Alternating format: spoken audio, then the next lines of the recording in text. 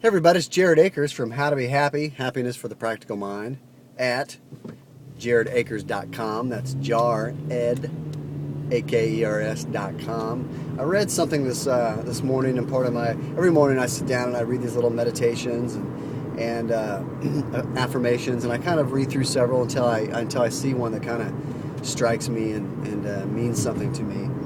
And this morning I read one that said, faith can move mountains, but don't be surprised if God hands you a shovel. And it reminded me of back when I was first starting my spiritual journey, my journey towards happiness. And it reminded me that sometimes I was just kind of believing in something, a higher power, the whole concept that I'm not the center of the universe, and that something outside of myself could give me a little bit of inspiration and power and strength. And that it was a lot easier not to have to rely on myself for everything, and then I could turn some things over. But anyway, I would often get that concept of, some people refer to it as let go and let God. Other people, talk about the universe, the power of positive thinking, or the law of attraction, or whatever you want to call it. But I would often get that confused with the concept of procrastination and, waiting for something to happen and not taking the necessary steps to make it happen. And, even though I believe in God or a concept of God or a higher power, and, for me it's mostly about humility, I also believe that there's a lot of action that I need to take in order to get to where I need to be, because,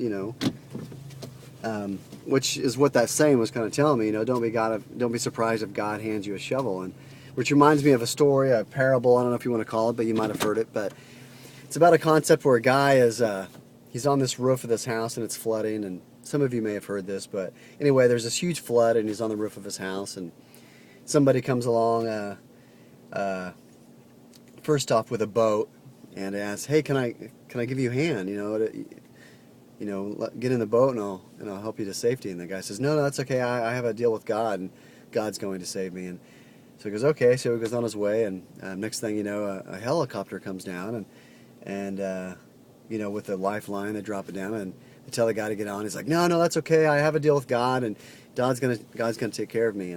And they're like, okay. And so they left him there, and eventually the water rose, and the guy ended up drowning. And when he's at the pearly gates, he asked God, he said, what's the deal? I thought you were supposed to be there for me. I was dependent on you. I had faith. And God says, well, I sent by a boat and sent down a helicopter for you. What else did you want me to do? So, or something, it's like that. But basically it's the same concept that, we have to do something.